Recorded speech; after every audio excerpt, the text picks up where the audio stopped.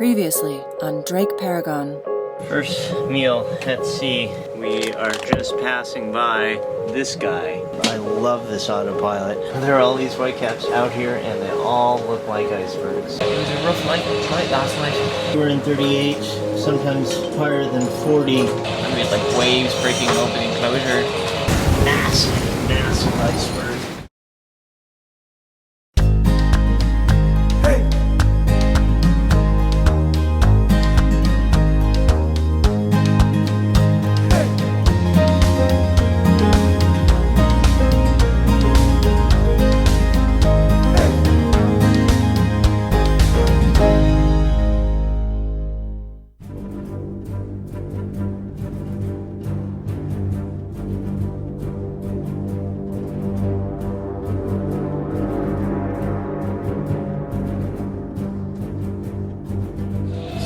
Past 7 on the 1st of September.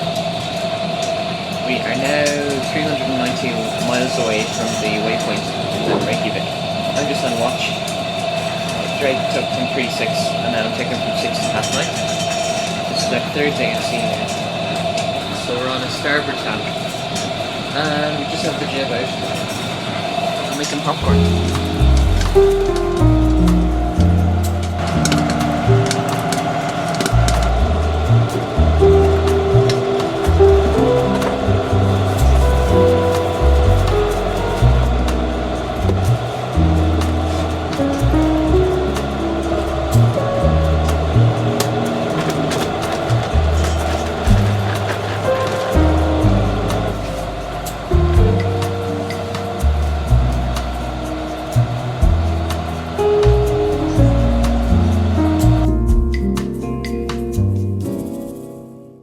You made popcorn on your watch. Yeah, there's more there for you. It's time to sleep, Drake. Oh good, what time is it? It's 9:30 now in the morning. So this is day 3. Did you write that? Yeah. 9:30? Yeah. Yeah, wake up Drake at 9:30 after he slept for 3 hours. It's like that when you're really tired. Yeah. You're like, what time? What time? Yeah, if you don't have an alarm clock counting down when to wake up the other person and the timing isn't some sort of standard timing like 3, 6, 9, 12, whatever. If it's just like, okay, I'll wake up in 3 hours. Anyway, how was your watch? Watch was good. The wind picked up. It was like around 8 knots apparent. It's like 12 knots through when I went on. Picked up and up and up. So I left the jib out. And I let us just increase the speed, like we just picked up, we were doing about 6.5 knots for about an hour and a half. And then it got up to about 25 knots. I brought the engine down and had it there for about 5 minutes. And we were still doing 5.5 knots, going up to 6. So I turned the engine off and then we were doing that for about 40 minutes. The last half an hour, 40 minutes, it's kind of dropped down. You could see like this big cloud system moving to the north of us. I was keeping a close eye on it because I thought that it'd bring like stronger winds. And I think it did. It came up to 25 knots and then I think it must have moved further away from us. Because then now it's like the wind has dropped off again. So I'm like, I'm going to put the engine back on, I think. What's the wind speed and speed over ground? Wind speed is 15 knots. What's your point of sail? Is We're it just off a run. Yeah. Low broad reach basically. Yeah. I have a little bit of staysail out because I was trying to get, play with them, trying to get more speed. And the engine was off and trying to keep it off. And our speed over ground or speed through the water? It is like 4.5 knots. How many miles to go to Reykjavik? 375. 375. Wow. That's nice. Started out at 600. We're almost halfway there.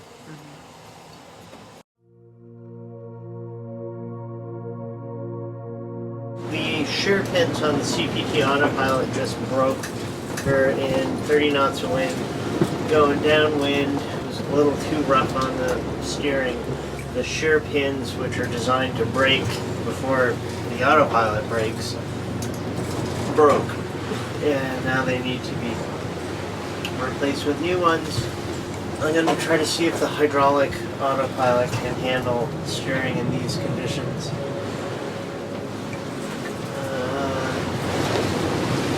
Tried it a second ago and it had no luck. But we'll try again. Stand by and then get a little bit more on course here.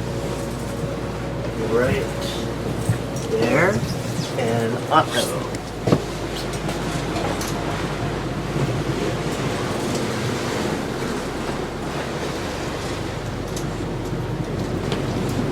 Did you sleep? No, not yet. Sorry to wake you. But I've got a feeling I'm going to need you to hand steer. If I remember correctly, what we need to do is undo these screws.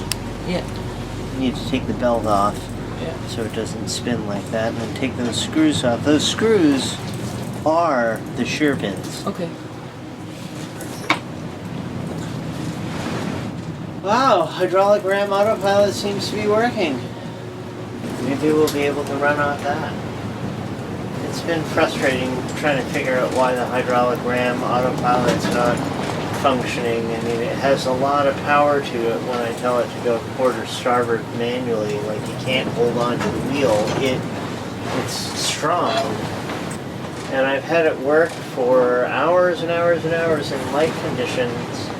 But it seems when steering gets more difficult, it all of a sudden says rudder drive failure and gives up. So we just haven't used it at all on this voyage.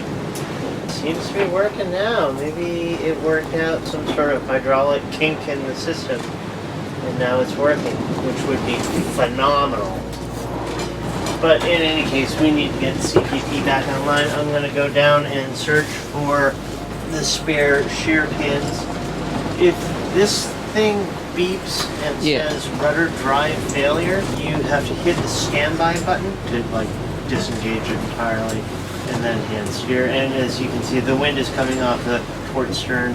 I just realized that the wind report that I was looking at earlier today was for us going to Isafjorda, not to Reykjavik, which is actually quite a change south. And so that puts us much closer to wind above 30 knots going in our direction, which is more of a problem tomorrow than it is today. Okay, so if we can keep pushing north, or... Yeah, if we can't go straight on the run line course because it's like straight downwind, then we would prefer to go north rather than south. And that's what we're doing right now. Alright, I'll go find those shear pins. I'll be back. Okay.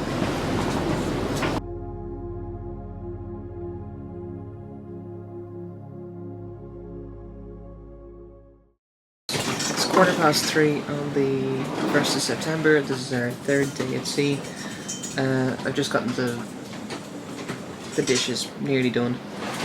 I'm on watch at the moment until 6 o'clock. But we have what looks like a little bit of bad weather coming our way. You can see it's kind of a, I think it's called a cumulonimbus cloud. And it's over here. So yeah, you can see it's got a pretty defined airtime. So that brings heavy bands of rain, but it also brings increased wind. I've taken in pretty much all the sail. There's only a handkerchief of staysail left. So it is coming for us. Boat's up, everything's been secured. Pretty much done all we can. Wait for it to come. See what happens. I think it'll come up to 45 knots wind, I think. With rain, possibly even worse waves. But we'll see how it goes. You can only do what you can and hope. So the staysail is that red line. It's basically ready to go. You can see the horizon line, but you can't turn around and go back. We're 344 nautical miles away from Iceland. So that's the story. See how this goes. I think we'll be okay. It's a tough boat. It looks like a big cold front.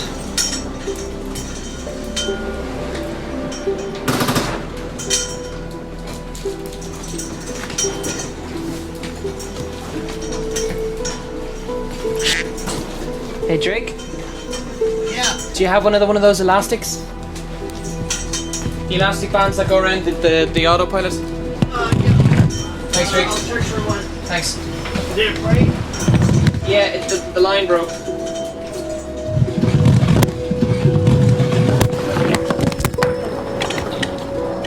What's that? How's the wind? The wind is okay, it's still 25 knots, but I think we're going to have an increase in wind. Yeah. Good for another 1,000 miles. Hey. God. I was sound asleep and you woke me up and I came up and I came out here and I had drool on my face. Nice. Alright, see you in a bit.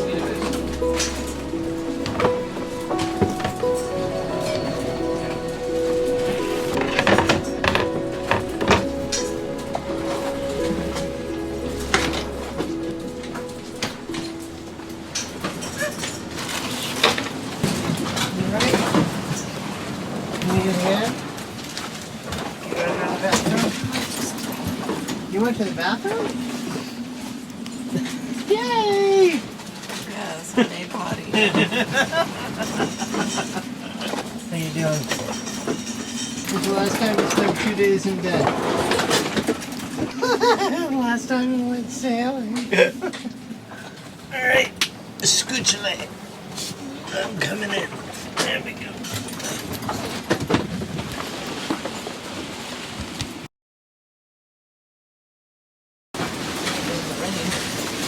Hello, rain.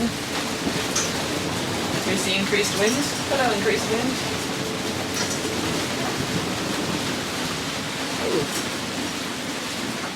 It's okay, it's 28 knots. I have a feeling that we'll get up to 35 at least. But it's doing okay.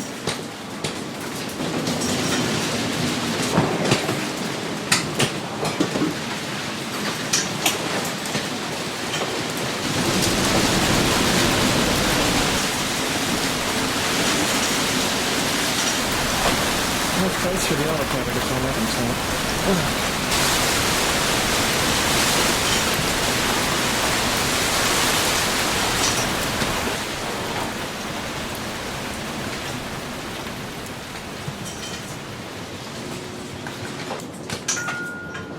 I don't think...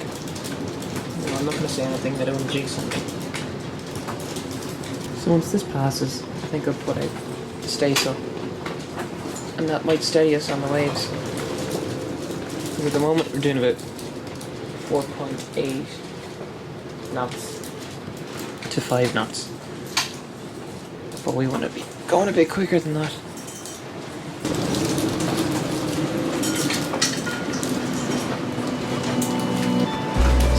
The main body of that front that came across went that way. We caught the edge of it, which is nice and lucky. We would have been able to handle it, but this is much more comfortable.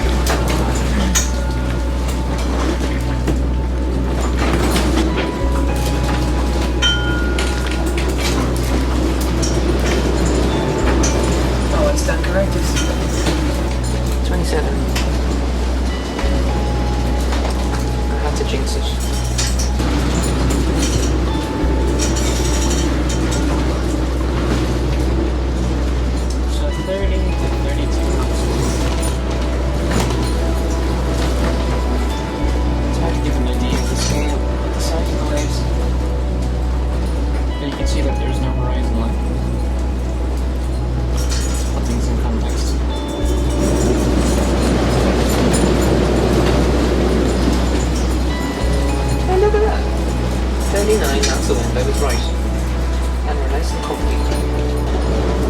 So this is like 40 knots of wind. Just to give you guys an idea. We just have a staysail out, and we don't have any main out. And we're on the CPT Autopilot doing 5 knots. So it's going really well. Breaking away in the distance. Over there.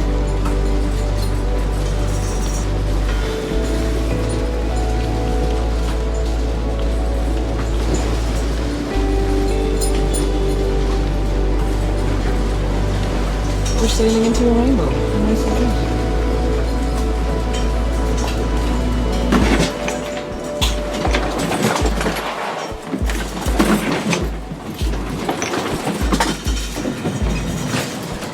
Some people take planes.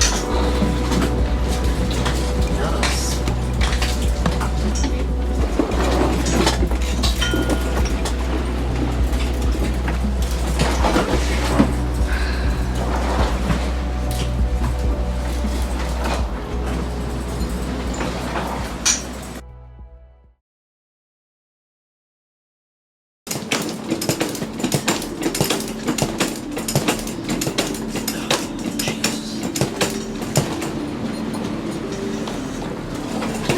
There's a lot of tension on that sheet.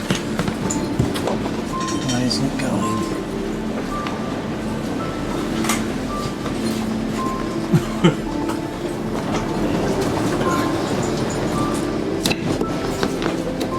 Oops. Yeah, there you go.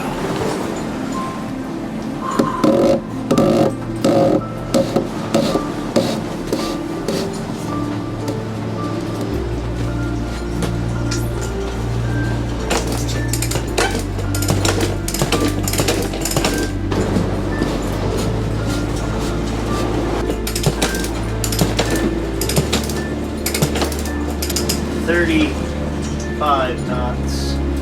True.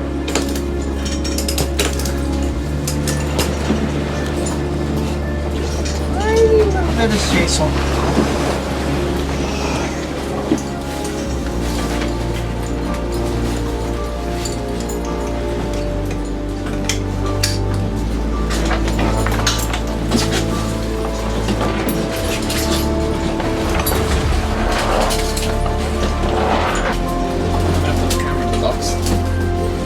Unless you want it.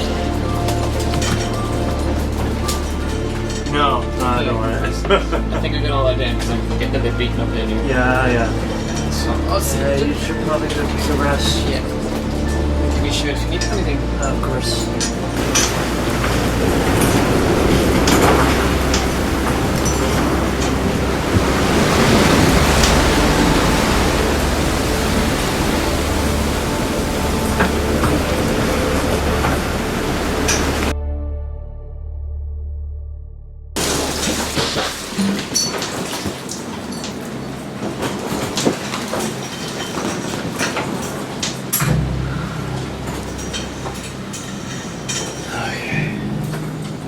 I'm not sure how many more video entries we'll be able to make before we get to land and can effect repairs because our inverter is fried.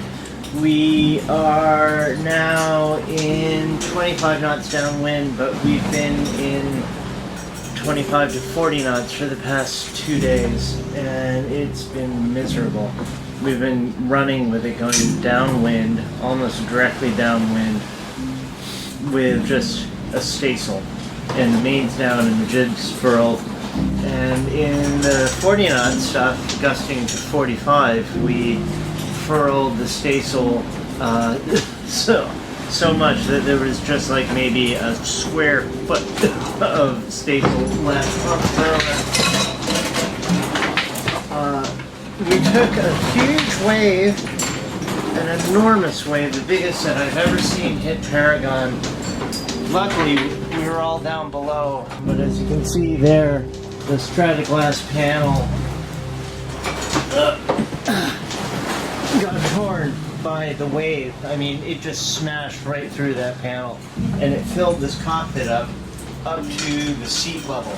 So, you know, the engine control panel was submerged. That little panel there, which isn't quite watertight, was submerged all the way up to the seat.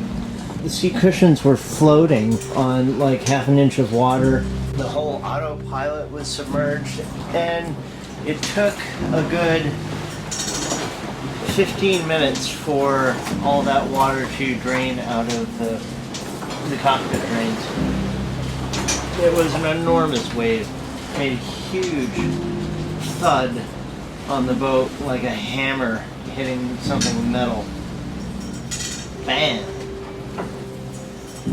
Mo is seasick, unable to get out of bed since we left a few days ago, since we left Greenland. I'll show you where we are on the chart.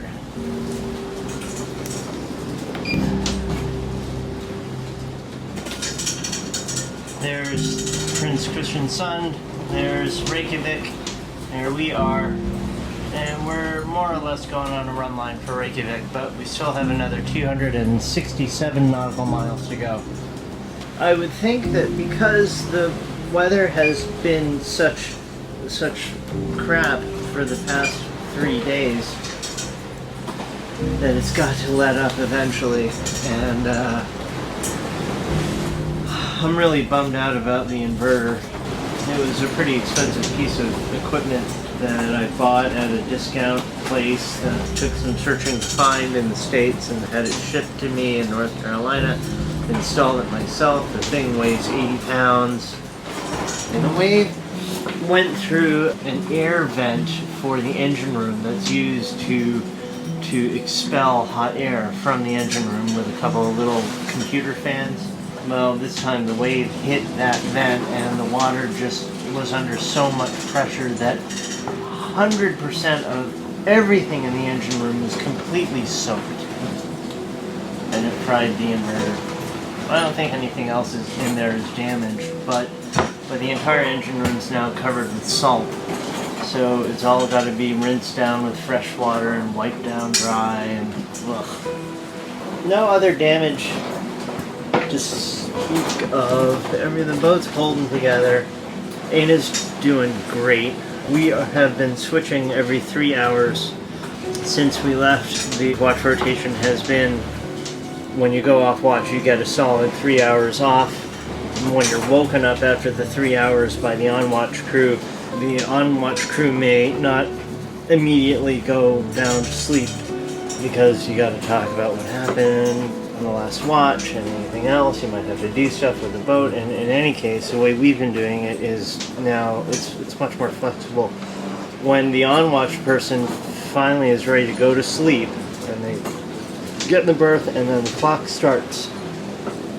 So basically we take turns, and when either of us goes to sleep, they have a solid 3 hours. And it's been doable. It's been doable. Without the inverter, we can't charge the batteries for the camcorders, cameras, computers. Never realized just how much we depend on AC power and being able to make our own. When we get to Reykjavik, I'm not sure if we'll be in a marina where I can